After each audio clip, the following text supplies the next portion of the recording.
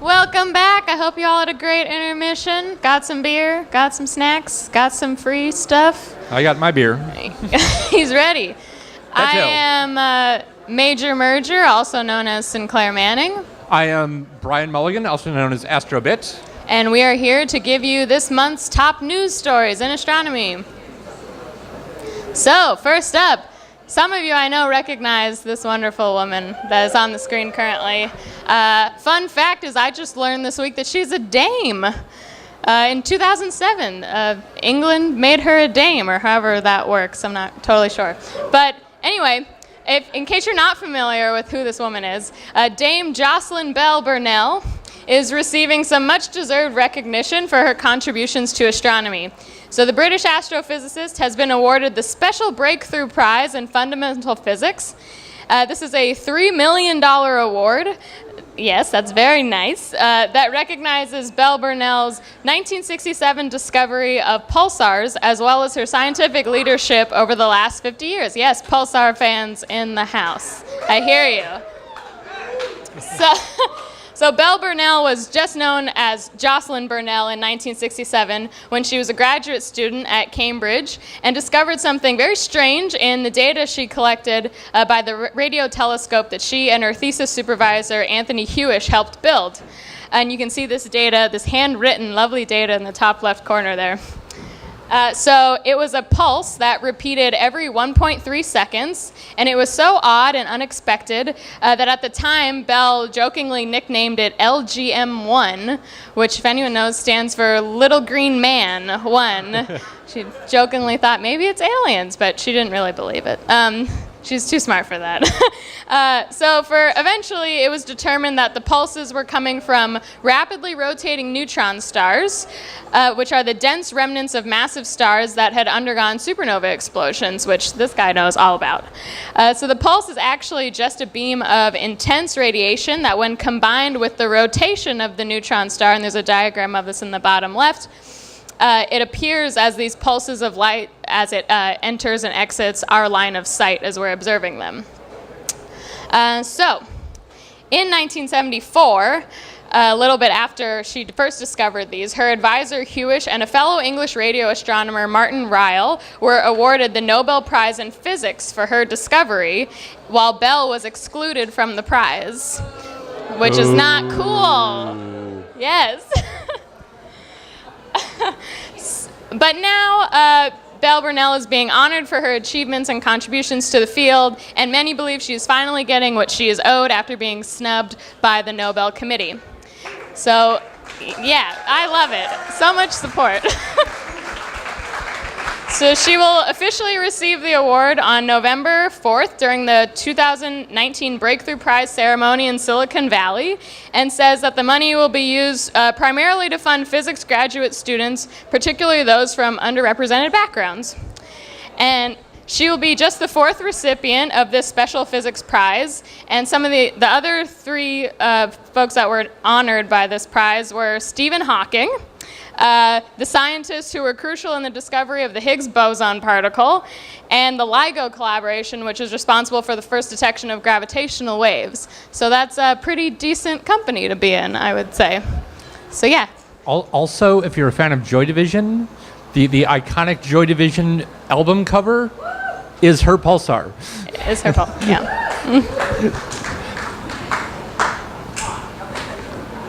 All right, so aliens.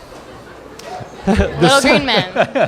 The Sunspots Solar Observatory has finally reopened after a mysterious closure on September 6th. The observatory, located in the Lincoln National Forest near Alamogordo, New Mexico, was shut down and evacuated by the FBI. The involvement of the FBI and a complete lack of announcement or information about exactly what was going on led, of course, to a lot of conspiracy theories, including that the observatory was shut down in order to create and control Hurricane Florence, for espionage by or against the Russians or Chinese, or, of course, aliens. The observatory is actually used to take spectra of the sun to look at light from the surface of the sun and to help understand how the surface moves and evolves over time. A statement just this past Sunday from the Association of Universities for Research in Astronomy indicated that a suspect in a crime that occurred nearby was in the area and posed a threat to the staff of the observatory, so they evacuated the observatory as a precaution. They went on to say that the observatory is now reopened, but has increased security to the unusually large number of visitors who have now shown up to see what's going on. No word on whether the aliens guy has been there yet or not. Scully and Mulder already probably cleaned it up, so whatever. I mean, they're, of course, part of the investigation. Yeah. All right, so next up. A giant ring of black holes has been discovered 300 million light years from Earth. So if you thought a diamond ring was the best and coolest type of ring out there, you were wrong. Black holes are a girl's best friend. So, using NASA's Chandra X-ray Observatory, astronomers detected very bright X-ray sources that are likely fueled by either a ring of stellar mass black holes, or it could actually also be neutron stars, which I just talked about in the Jocelyn Bell story. But by combining X-ray images and optical images from the Hubble Space Telescope, Dr. Anna Walter and colleagues created this composite image shown here, showing the ring galaxy on the bottom right, known as AM0644, and the X-ray sources within, which are shown as the magenta dots. So they believe this ring structure is the result of a collision between two galaxies, where the gas and dust from the galaxies as they collided and merged compressed and clumped together to create this denser region, this dense ring, where all this star formation could take place, which is what the blue light that you can see. Those are all young, newly formed massive stars there. So these giant stars would then have short lifetimes of only a few million years, which I promise you is short by cosmic standards, and after which these massive stars die off as supernova, leaving behind, again, supernova, and leave behind stellar mass black holes or neutron stars, depending on how big the star was to begin with. So either way, the remnants will then siphon gas from nearby companions, so gravity will pull this gas down onto these neutron stars or black holes, and as it infalls onto it, friction will cause it to heat up, and it will emit bright X-rays because of this friction. And these are then detected by the Chandra X-ray telescope. So what's more is that these objects are classified as ultraluminous X-ray sources, and more of them have been observed in other ring-shaped galaxies. So this suggests that ring galaxies may be the key to understanding the origins of these ultraluminous X-ray sources. Okay, right. Yeah. So Vulcan exists. So a real-life version of the planet Vulcan from Star Trek has been discovered. In Star Trek, Vulcan is the homeworld, of course, of Spock and many other characters. It's located around the star 40 Eridani A. It's said to be larger than Earth, extremely hot, and have a thin atmosphere. So the recently discovered planet, orbiting around 40 Eridani A, is about 8 times the mass of the Earth. It's located very close to the parent star, meaning it's hot, and so a year on this planet lasts only about 42 days. So Spock being 200 years old might not really be all that meaningful.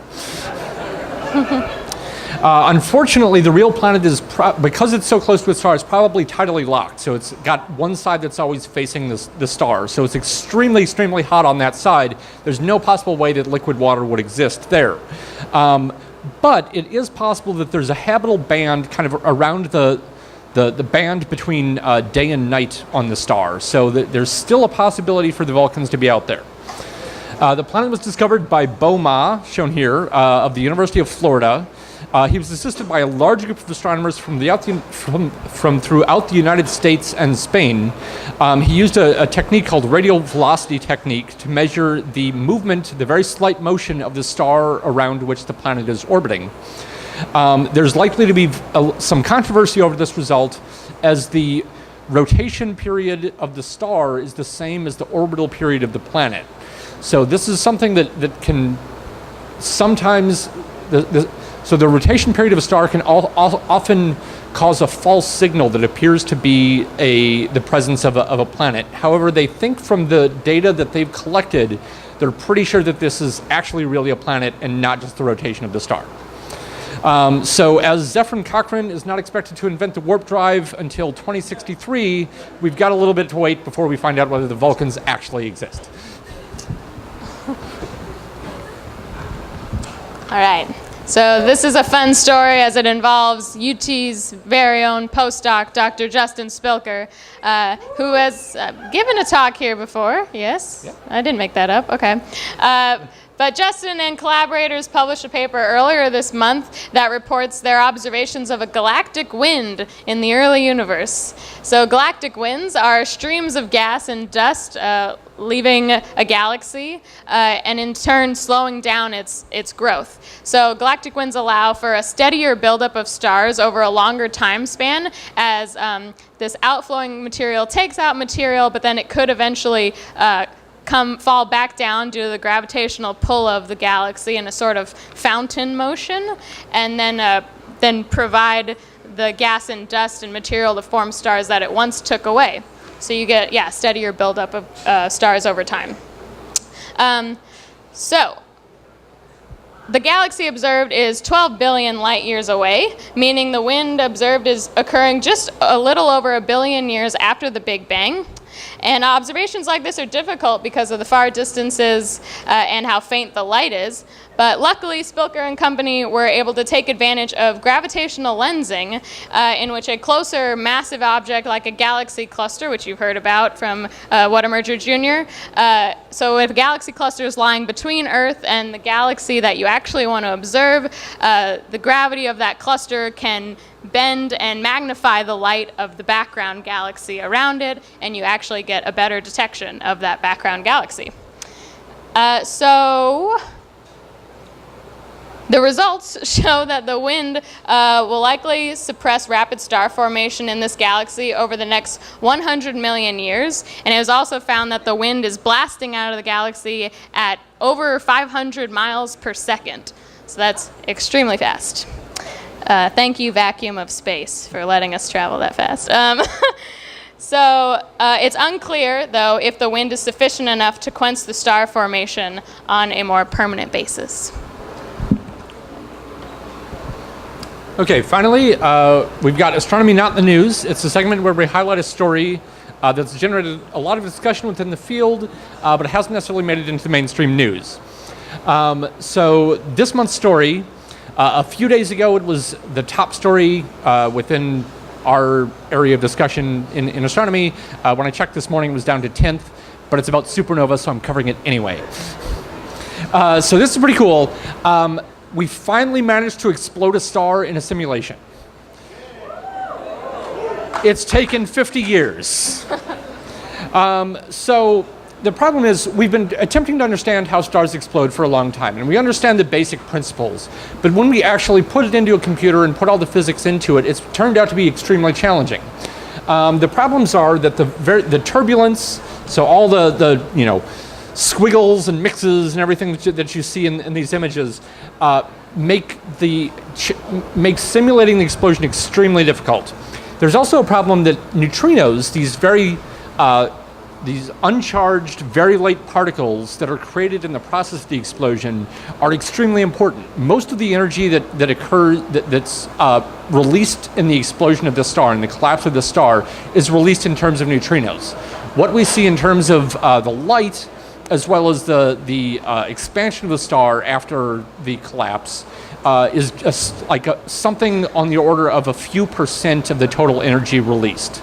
So neutrinos carry most of the energy away, and it's been really challenging to get that aspect correct. So including all the details of neutrinos that make things work. This group, led by David Vartanian, who's a graduate student at Princeton, he recently completed and published a code called Fornax that includes all these complexities of the neutrinos. This is extremely exciting. This code's going to greatly help advance our understanding the evolution of death of these massive stars, as well as probably assist in understanding how neutron stars and black holes actually form. So This is really, really exciting for us supernova theorists. All right, that is all we have for this month. Thank you for your attention. Enjoy the rest of the show. Listening. Thank you for coming.